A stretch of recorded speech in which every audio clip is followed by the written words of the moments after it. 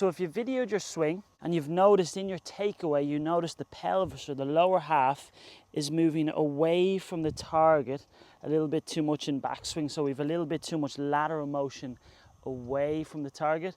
This is going to limit our ability to rotate our upper body, rotate our lower body. And the effect that has then when you're looking at the swing from down the line, you'll see that the club will find it very hard to find a plane in the backswing. And you'll also see the hands will get a little bit too far behind the body. This is all due to the fact that when we have too much lateral motion, we can't rotate. So if that sounds like you, I'm going to run through a couple of exercises here using an exercise band. That's a very good way to train that separation with the upper and lower in the beginning of the swing, so we can create more turn and more load to help us plane and get that club face in a good spot in backswing. So for these drills, I'm just going to use a resistance band. I've got a golf buggy here on my left, but you could tie this onto a doorway, or if you're working on stuff in the gym, you could use, for example, a cable machine. So you're going to tie the band onto something where it's about hand height or waist height. We don't want a lot of resistance here, just a little bit to help us create this new movement pattern. So you're going to get into your setup, you're going to grab the cable, and as we're making our backswing, we're going to get the sense that we're going to pull and rotate the band away into the backswing. But as you're doing this, you're going to feel how your lower body has to really grab the ground, create a little bit more stability in the lower half. You'll feel how this trail hip will want to begin to rotate. You'll feel your knees begin to change flex. So you're going to feel the start of the swing is going to be more dominated just by the rotation of your upper half. And then as you get to about takeaway, then your upper body is going to start to pull your lower body around. So this would be more where we'd like to get to the top of the backswing, where you'll actually see this trail pocket go back and this left shoulder go around and behind the golf ball. And when you're going through this drill, it's really important that the hands are going to stay in front of your body. What we don't want to do with this drill is have a feeling that it's just our arms moving the band away. So you can see how my arms are putting stretch on the band, but my torso isn't turning.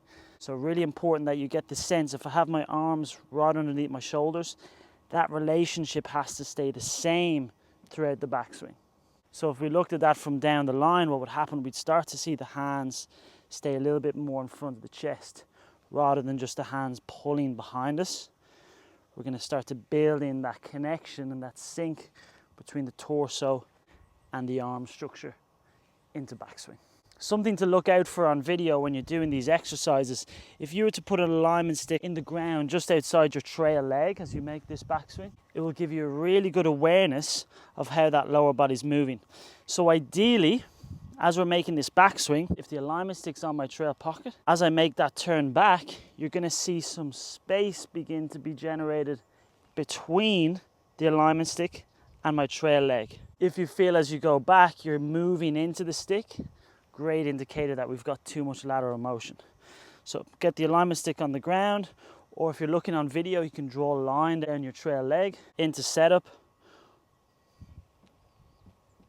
Create that space in backswing as the upper half turns away. So the hips are going this way towards the target, upper body is winding up behind the ball. And that resistance will get you feeling how your abdominals are creating that turn, and you'll start to create a much more stable pivot as you wind up to the top of the backswing, and will eliminate too much lateral motion with the pelvis. You can also do this drill with 3 different difficulty levels. So level 1 would be normal with the stance, or slightly wider with the stance.